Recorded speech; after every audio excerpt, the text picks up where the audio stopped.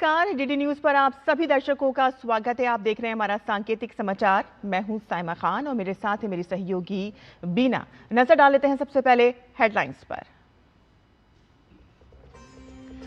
लाओ peoples democratic Republic के विदेश मंत्री थोंग सावन फोमविहाने का भारत दौरा। पहली बार भारत पहुंचे फोमविहाने 10वीं भारत लाओ पीडीआर संयुक्त आयोग बैठक में लेंगे हिस्सा।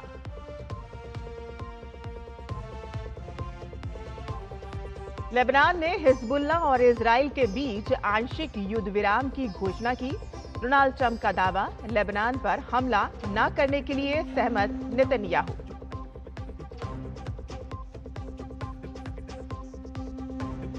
पश्चिम बंगाल में लक्ष्मीर भंडार योजना की आड़ में हुआ था व्यापक भ्रष्टाचार।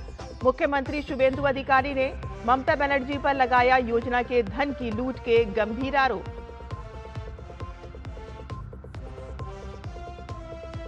देश के कई हिस्सों में बदल रहा है मौसम का मिजाज। उत्तर पश्चिम भारत के कई इलाकों में आंधी चलने का ऑरेंज अलर्ट।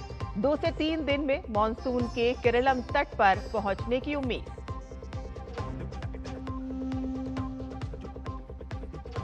और भारत और इंग्लैंड की महिला क्रिकेट टीमों के बीच 3 मैचों की T20 सीरीज का तीसरा और फाइनल मुकाबला आज टाटन में, दोनों की नजरें जीत के साथ कब्जा जमाने पर।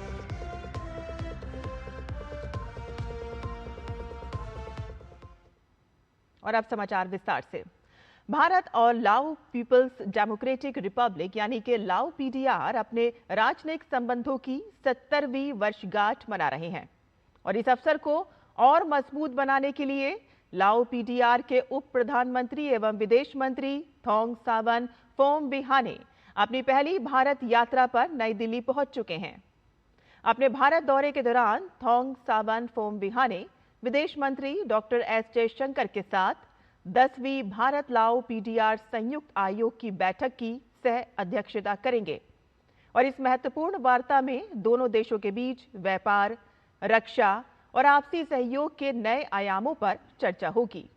दोनों राष्ट्रों की पुरानी साझेदारी को भविष्य के लिए नई गति प्रदान करेगी। लेबनान ने हिजबुल्लाह और इजराइल के बीच आंशिक युद्ध विराम की घोषणा की है।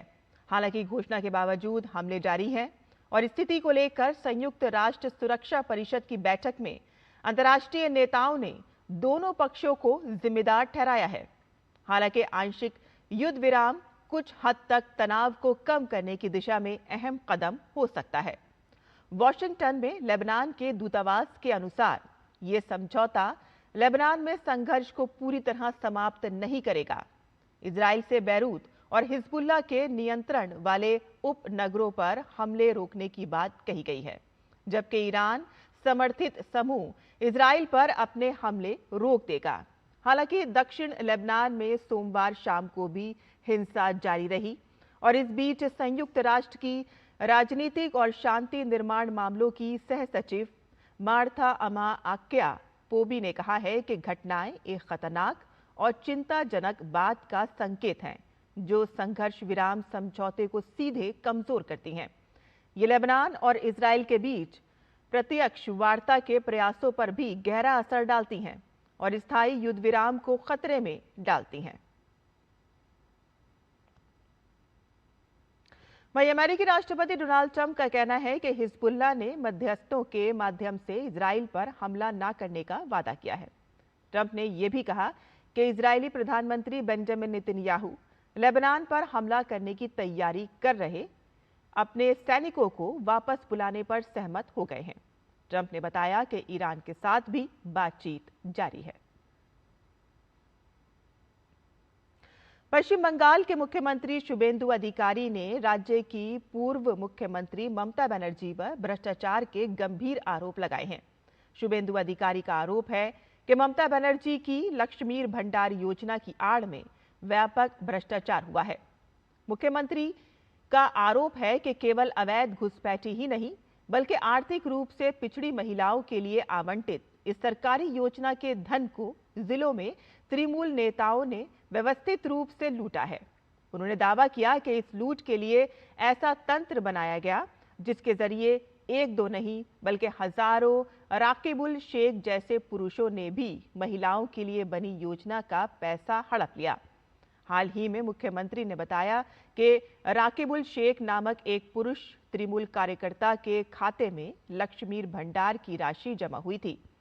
पुलिस जांच में सामने आया है कि केवल मुर्शिदाबाद जिले में ही 22 फर्जी खातों का पता चला है और इसमें एक खाता राकिबुल शेख के नाम पर, 15 खाते मुस्ताफिजुर रहमान के नाम पर और 6 खाते तारिकुल रहमान के नाम पर एक तृणमूल नेता के नाम पर पाए गए हैं। मुख्यमंत्री का दावा है कि ऐसे हजारों राकिबुल शेखों ने लक्ष्मीर भंडार योजना का पैसा लूटा है और इस कथित घोटाले की तह तक पहुंचने के लिए मुख्यमंत्री शुभेंदु अधिकारी ने राज्य पुलिस के डीजी को एक विशेष जांच दल यानी कि एसआईटी गठित करने का निर्देश दिया है। जून की शुरुआत के साथ ही देश के कई हिस्सों में मौसम का मिजाज तेजी से बदलता दिखाई दे रहा है। मौसम विभाग ने दिल्ली में आज बादल छाए रहने के साथ ही हल्की बूंदाबांदी की संभावना जताई है, तो वहीं हरियाणा, चंडीगढ़, उत्तराखंड, पश्चिमी उत्तर प्रदेश, छत्तीसगढ़ और झारखंड में तेज हवाएं चलने का पूर्व अनुमान व्यक्त किया गया है। मौसम विभाग के अनुसार राजस्थान, गुजरात, पश्चिमी मध्य प्रदेश, उड़ीसा और तटीय आंध्र प्रदेश में आंधी का ऑरेंज अलर्ट है। विभाग ने आंतरिक कर्नाटक, केरलम, माहे, लक्षद्वीप, तमिलनाडु, पुडुचेरी और कराईकल में मूसलाधार बारिश का अनुमान व्यक्त किया है। मौसम विभाग के अनुसार दक्षिण पश्चिम मानसून के अगले 2 से 3 दिन में केरलम के तट पर पहुंचने की उम्मीद है। और खेल की खबरों में भारत और इंग्लैंड की महिला क्रिकेट टीमों के बीच 3 मैचों की T20 सीरीज का तीसरा मुकाबला आज टांटन में खेला जाएगा। भारतीय टीम ने इस श्रृंखला का विजयी आगाज किया था, लेकिन इंग्लैंड ने दूसरा T20 मुकाबला जीतकर शानदार वापसी की और इस महीने 12 जून से शुरू होने वाले महिला T20 विश्व कप से पहले दोनों ही टीमें जीत के साथ अपना आत्मविश्वास बढ़ाना चाहेंगी। भारतीय टीम के लिए यह श्रृंखला आगामी विश्व कप से पहले इंग्लैंड की परिस्थितियों में अपने सर्वश्रेष्ठ संयोजन को परखने का भी महत्वपूर्ण अवसर है। दुनिया भर में फ्रेंचाइज क्रिकेट के तेजी से फैलने से चिंतित अंतर्राष्ट्रीय क्रिकेट परिषद यानी कि आईसीसी बोर्ड ने एक समिति बनाने को मंजूरी दे दी है, जो एक ऐसा संतुलन बनाने की दिशा में काम करेगी जिससे मौजूदा अंतर्राष्ट्रीय कैलेंडर में कोई रुकावट नहीं आए। वर्तमान में इंडियन प्रीमियर लीग साल के कैलेंडर के 2 महीने से ले लेता है और इसके अलावा SA20, ILT20 और BBL, BPL और SLPL, दी 100 और CPL दुनिया भर की कुछ प्रमुख लीग हैं जो कैलेंडर में शामिल होती हैं। और इसी के साथ ही हमारा ये सांकेतिक समाचार यहीं खत्म होता है। मुझे और मेरी सहयोगी बीना को अनुमति दें, लेकिन आप देखते रहिए DD न्यूज़।